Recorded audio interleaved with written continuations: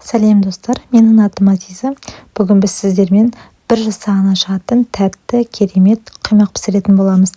Ал ендеше бастайық. Ең бірінші 2 дана жұмыртқамызды, оны үстіне 3 ас қасық шекерімізді салып, жақсылап шекеріміз толықтай ерігенше араластырып алатын боламыз.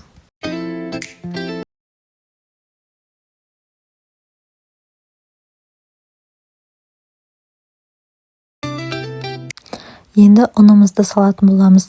200 грамм ұнды ішке бөліп, електен өткізіп, масымызға қосамыз.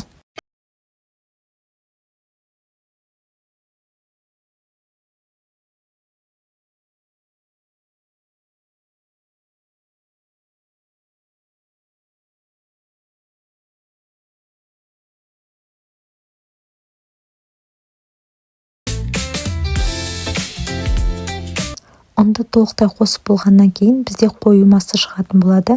Енді осы қою масының үстіне міндетті түрде жылы сүтті қосамыз. Жылы сүтімізді 2-ге бөліп, қасықтың көмегімен жақсылап тұрып араластырып аламыз. Егер біз ұнды сүттен бұрын қосып, осындай қою масы шығарып алатын болсақ, біздің ұнымыз тез еріп, ешқандай іртіксіз сұйық масы тез шығатын болады. Сондықтан да бірінші ұнымызды, содан кейін барып жылы сүтімізді қосып, масын шығаратын боламыз. Жылы сүтімізді қосып, толықтай жақсылап тұрып араластырып алатын боламыз.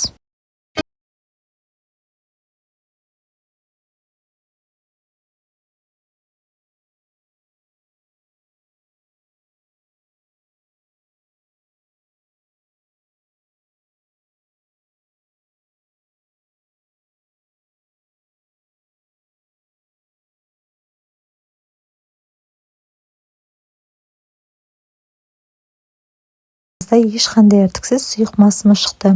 Оның үстіне жарты қасық тұзымызды қосып араластырып жібереміз.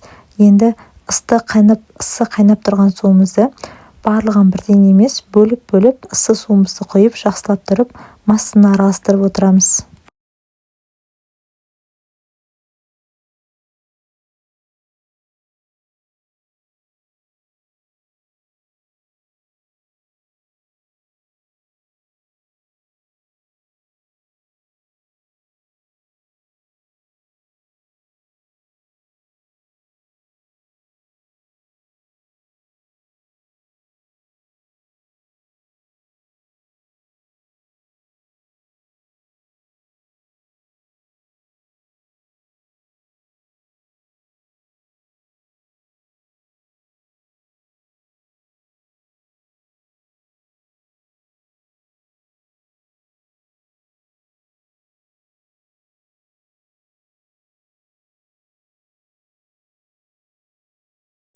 Іртіксіз орташа сұйықтықта масса дайын болды. Енді қимағымызды пісіреміз. Ең бірінші табамызды майлап аламыз. Оны үстіне қимағымызды құйып, 1-2 минут шамасында қыздырып алып, қызартып пісіріп аламыз. Бірінші майлағанымыз жеткілікті, содан кейін майлаудың қажеті жоқ.